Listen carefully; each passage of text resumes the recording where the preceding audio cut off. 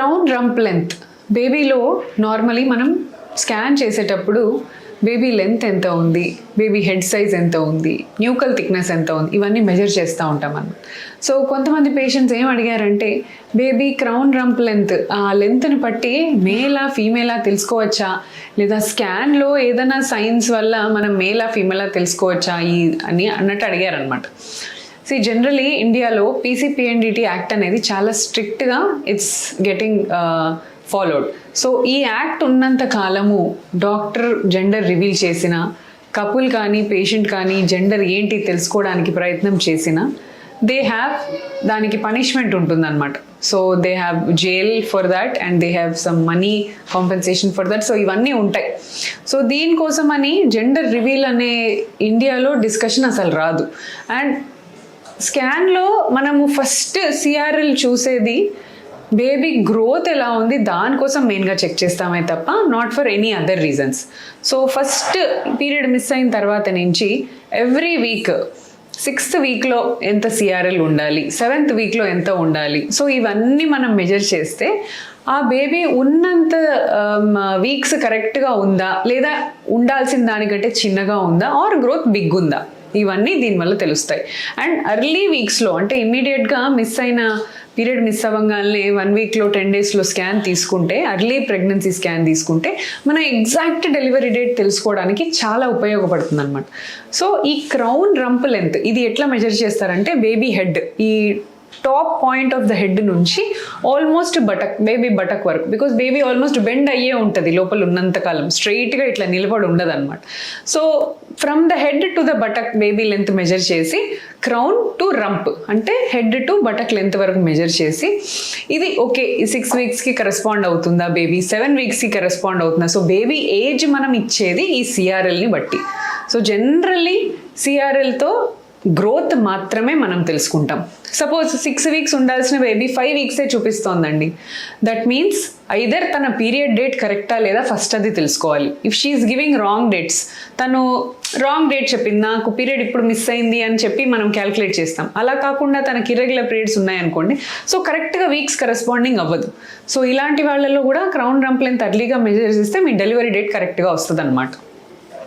So whenever you are planning for NT scan, so 3 months complete అయిన తర్వాత బేబీకి NT scan అనే ఒక ఇంపార్టెంట్ స్కాన్ చేస్తారు, రేడియాలజిస్ట్ చేయడం జరుగుతుంది. సో దిస్ స్కాన్లో crown rump length should cross at least 45 to 48 mm cross చేయాలి. So 45 mm to almost 84 mm దాకా క్రౌన్ రంప్ లెంత్ మెజర్మెంట్ ఉంటే ఈ టైంలో మనం ఎన్టీ స్కాన్కి ప్లాన్ చేయాలి. సో కొంతమంది ఎర్లీగా స్కాన్ పంపించేస్తూ ఉంటారు, సో బేబీది ఇంకా టైం కాలేదండి మళ్ళీ తర్వాత రండి ఎన్టీ స్కాన్కి అని చెప్తారు. కొంతమంది ఆల్రెడీ 84 లెంత్ దాటాక పంపిస్తారు, అప్పుడేమవుతుంది, అప్పుడు కూడా ఎన్టీ సరిగ్గా మెజర్ చేయరు. సో ఆల్రెడీ టైం అయిపోయిందండి, ఇప్పుడు ఎన్టీ స్కాన్ మెజర్ చేయరాదు, డైరెక్ట్ ఇఫా స్కాన్కి వచ్చేయమని చెప్తారు. సో ఈ క్రౌన్ రంప్ లెంత్ వల్ల exact age of the baby and growth of the baby మనం కనుక్కోవస్తుంది, but not for gender determination or sex determination. Males మగవాళ్ళలో టైట్ క్లోదింగ్ వేసుకోవడం వల్ల లేదా టైట్ అండర్వేర్ వేసుకోవటం వల్ల ఫర్టిలిటీకి ఏమైనా ఇబ్బంది అవుతుందా, అంటే సంతానం కలగకపోవటానికి బట్టలు కూడా కారణం అవుతాయా? సో ఇది చాలామంది తెలుసుకోవాలండి. ఇప్పుడు అసలే సమ్మర్ సీజన్, ఎండాకాలం చాలా ఉంది, హీట్ వేవ్ ఉంది, too much extreme heat temperatures ఉంటున్నాయి. దీంతో పాటు if you wear tight clothing, first of all aeration సరిగ్గా ఉండదు. Testis have to be in cool place. So normally testis రెండు కూడా అన్ని ఆర్గన్స్ మగవాళ్ళలో బాడీ లోపల ఉంటాయి, heart, lungs, kidney, brain, liver అన్నీ.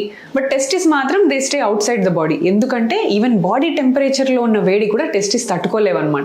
That is why they are placed in scrotal sac, so outside the బాడీలో ఉంటాయి. సో ఇలాంటి కూల్ టెంపరేచర్స్ ప్రిఫర్ చేసే టెస్టిస్కి మనం టైట్ క్లోత్స్ వేసుకోవడం వల్ల లోకల్ హీట్ ట్రాప్ అయిపోయి లోకల్గా బాగా టెంపరేచర్ పెరిగి సో స్పర్మ్ డ్యామేజ్ అవ్వడానికి ఛాన్సెస్ ఉంటాయి. Because sperm needs cool temperatures. Heat is an enemy for the sperm. So anything which increases the scrotal temperature, అంటే మీరు చాలాసేపు కూర్చున్నారనుకోండి, వేడికి జనరేట్ అవుతుంది థైస్ మధ్యలో.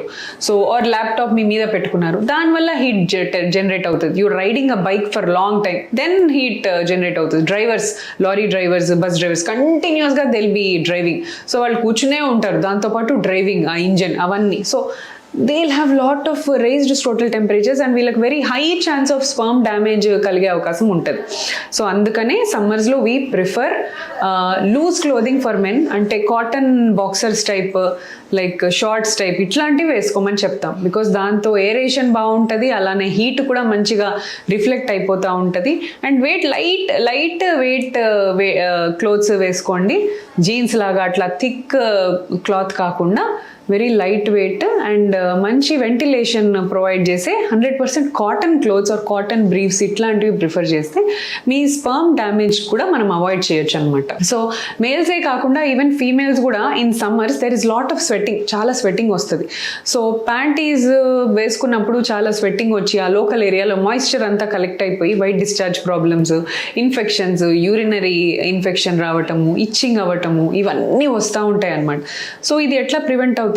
అబ్జార్బబుల్ మెటీరియల్ ఏదైనా మంచిది వేసుకోవాలి, నాట్ నైలాన్ సింథటిక్ అట్లా కాకుండా మంచి cotton panties or any cotton pants, బట్టలు కూడా అట్లాంటివి వేసుకుంటే ఈ స్వెట్ అబ్జార్ప్షన్ బట్టలకి ఎక్కువ అయిపోయి మీ ప్రైవేట్ ఏరియాస్లో, ఇంటిమేట్ ఏరియాస్లో స్వెట్ కలెక్ట్ అవ్వకుండా, మాయిశ్చర్ కలెక్ట్ అవ్వకుండా ఇట్ విల్ బీ కంఫర్టబుల్ అనమాట. So because pregnancy is related, infertility is related to all this private పార్ట్స్లో ఇన్ఫెక్షన్స్ ఏమన్నా వచ్చినా సరే some times this white discharge వీటన్నిటి వల్ల ఇంటర్ కోర్స్ ఇబ్బంది అవుతుంది.